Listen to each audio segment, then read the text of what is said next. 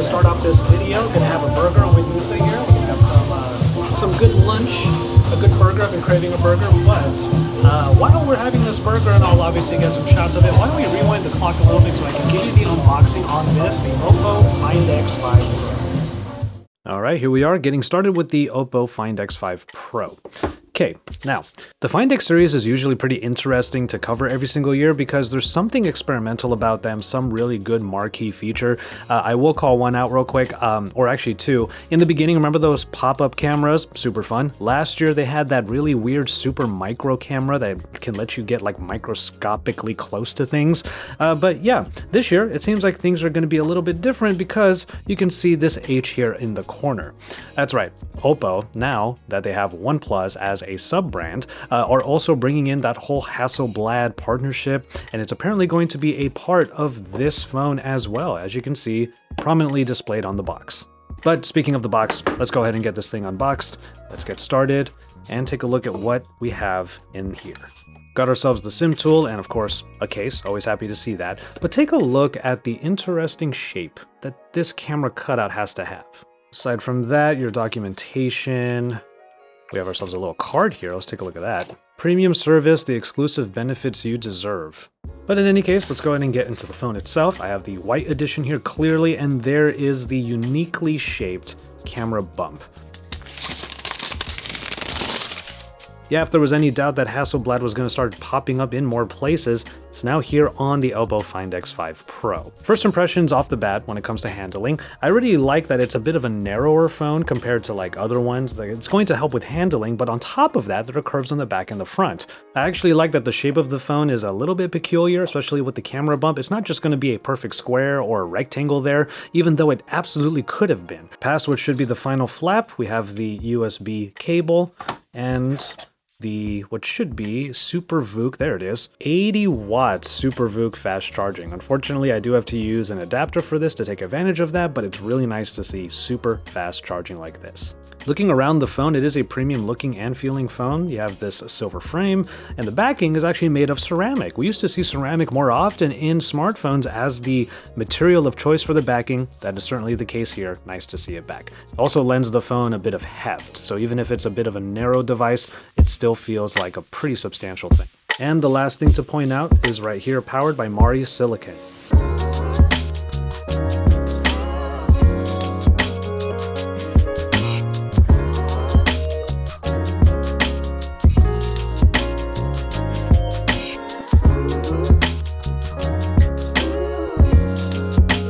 Okay, while I am calling this a real-world camera test, I do need to let you know of a couple of things. First off, I kept things pretty chill in this video, and thus I might do another day of vlogging with the Oppo Find X5 Pro later on for yet another real-world camera test.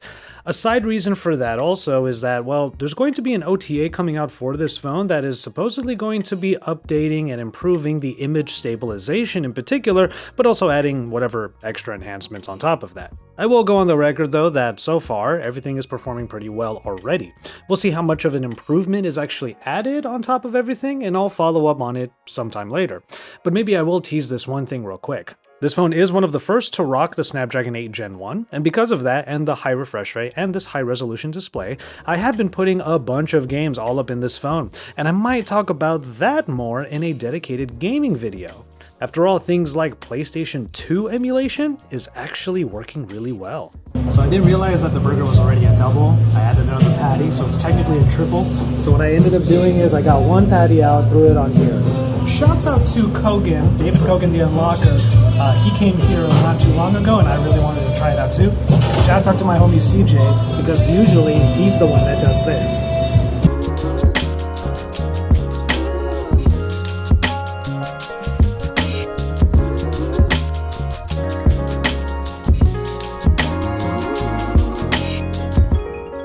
So onto the cameras. No, there's no more microlens, no microscopic style pictures anymore. That microlens was super fun because it was super weird, and I super didn't know how to actually incorporate those pictures into my content other than in the real-world camera test. That camera is replaced by a proper telephoto lens. It's a 13 megapixel shooter compared to these dual 50 megapixel IMX766 sensors that are sure to be good performers because we already knew they were last year. I actually like that the telephoto is getting some specific love because it adds a layer of practicality to this camera. So now you have pretty much everything covered. You have your wide, your ultra wide, and you have some zoom if you need it. But as you know, I'm not really one to zoom too often. So I'm alright with the zoom not being given quite as much attention as the IMX766 50 megapixel sensors. The zoom level can get far like 10 times at some point, starting from 2, but I would probably never go any farther than 5 personally. Now there's this new logo here, and I'm sure you've already all noticed it, especially from the unboxing. I talked about it quite a lot. Hasselblad is now a collaborator for the camera, coming from the OnePlus partnership and now bringing their inputs to the Find X5 Pro. This might have been a collaboration more or less just in spirit with the OnePlus device, but apparently now we have some real work being put in. Hasselblad helped engineer the glass on the lenses, they helped tune the processing across the board, and overall we might be seeing some steps forward for the hardware that, well, we already enjoyed last year. But the tuning is something that we'll have to investigate more later from Hasselblad to see if there are some real improvements. As per usual, this real-world camera test is just putting the phone in my normal context and running around, shooting, seeing how it performs. What I do not appreciate is that the front-facing camera on this phone doesn't do 4K video recording. And I feel like I have to explain it a little bit. I say it all the time. If it is on there, I complain. If it's not, I think I need to explain. You see, my rear-wheel camera tests are a core part of the content I make on this channel. And as you probably know, all of my videos on this channel are 4K resolution. So if something on these phones is not 4K, it's going to make my core content not look as good. So maybe you don't actually need 4K all the time on your smartphones, but for my content, it would be great if that was the case. So that's why I gotta point it out every time. With all of that in mind, the Hasselblad partnership pretty much boils down to things like a new shutter sound. We also have the Pro mode that is here. It is the Hasselblad specific Pro mode that has all of the same manual controls that you might want to have in a camera like this. And then finally, this X-Pan mode that I had to do a little bit of research on. I wasn't sure exactly what was happening here. It's actually Hasselblad's X-Pan cameras emulated on a smartphone. The rangefinder style camera that got some really wide photos, but on this one, it just kind of looks like it's taking a wide photo. Not sure if it's doing anything else other than that. Let me know your thoughts on all that Hasselblad stuff in the comments below. And for further content that I will be doing on this phone, make sure you subscribe to my channel. If we already liked last year's camera, this year might really be stacked. We just talked about all the Hasselblad stuff, but now there's also Oppo's own in-house NPU chip powering all of the cameras. That is called MariSilicon X, and it was provided in this little chip here that I actually got from Oppo, and apparently this little chip is going to provide quite a few of the high-powered capabilities. Rather conveniently, Oppo went ahead and put it in the settings. You scroll all the way down, you see MariSilicon X, and it will show you all of the different things that this chip will provide the camera experience. We can see things here like 4K Ultra Night video, we also have 4K Ultra HDR video, and this is all being processed and recorded in real time. And actually, the MariSilicon X chip is going to bring a lot of those enhancements to other camera apps, which is kind of big actually. In fact, Isa is going to be putting that to the test in her own social media test with the Oppo Find X5 Pro, so make sure you subscribe to her channel as well in the links appearing above and below so you know when that video comes out. Isa and I did try to do some low-light pictures and videos, but in all honesty, we don't really go out that much at night, and in most of the places we would go to, I think that the hardware is already well equipped to bring some pretty good results, but let's see what we were able to get. Okay, so here we are with some video. It's supposed to be good in low light. They call it ultra low light video, ultra night video, is that what they call it? But in order to really understand it, we're gonna try, because we've been doing some photos, but we're gonna try to turn off all the lights and see how the enhancement occurs in real time. This is the ultra wide camera though. The MariSilicon should be working still. I mean, it does look pretty bright, but you are smoothened out quite a bit, babe.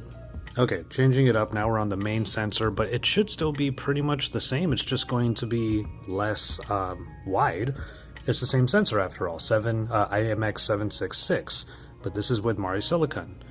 I mean, just from a cursory glance, it does look like it is brightening things up a little bit, quite a bit actually, but if I'm honest, that's at the expense of quite a bit of detail.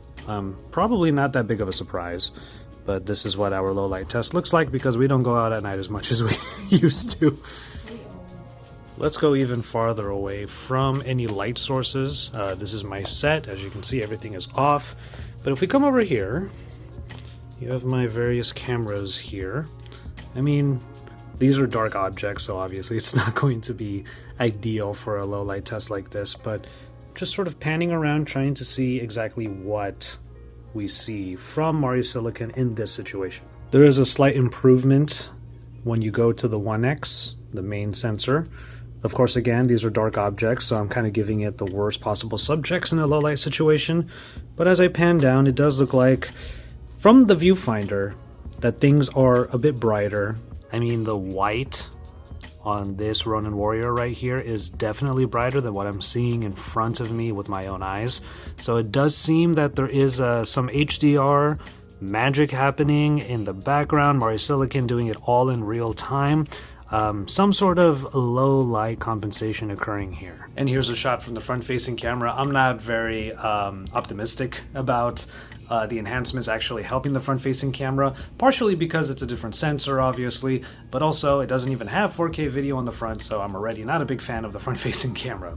Probably the only significant bummer that I have when it comes to this phone. And of course, when it comes to night photography, you have the night mode, which does automatically trigger in the auto mode if you have that AI highlight color or AI mode turned on, AI setting.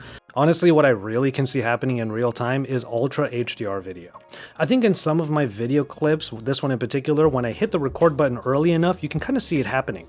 The sky is always a little bit blown out at first, but then you can see HDR being applied gradually, and it leads to a really good final image.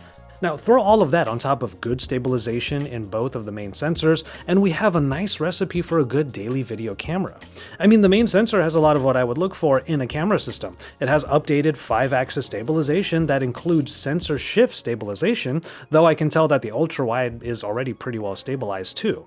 The main sensor also has some pretty great depth of field. Oh, and if you do miss the micro lens, at least the autofocus of the ultra-wide lens means that you can still have some macro in your life.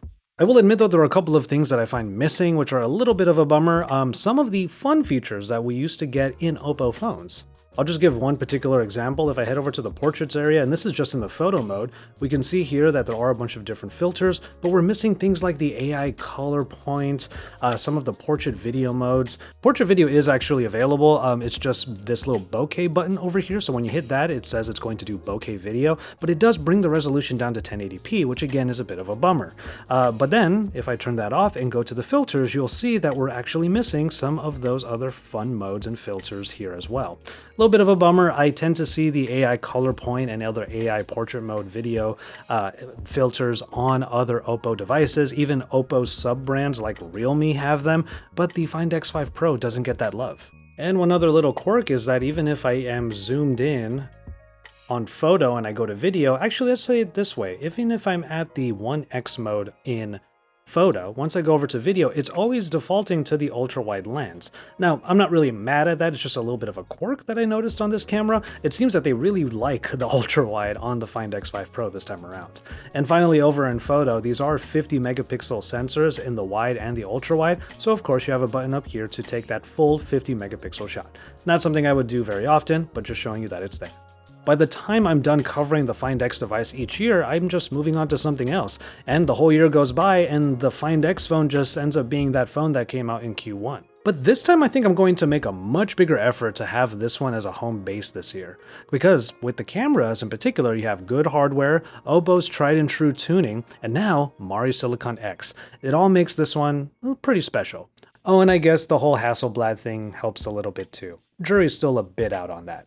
But for more on the Find X5 Pro, including maybe a follow-up camera test, subscribe to my channel. Sound off by hitting the like button and by getting into the comments. From there though, I'm gonna go ahead and call it on this one. Thanks for kicking it with me on this more chill version of a real-world camera test. This one was just announced, and you should let me know your excitement by getting into the comments. What are you excited for? Are you as bummed out that the front-facing camera can't do 4K anymore? Let me know all of your thoughts there. In any case, thank you so much for watching. Please take care of yourselves and each other, and enjoy your tea, everybody.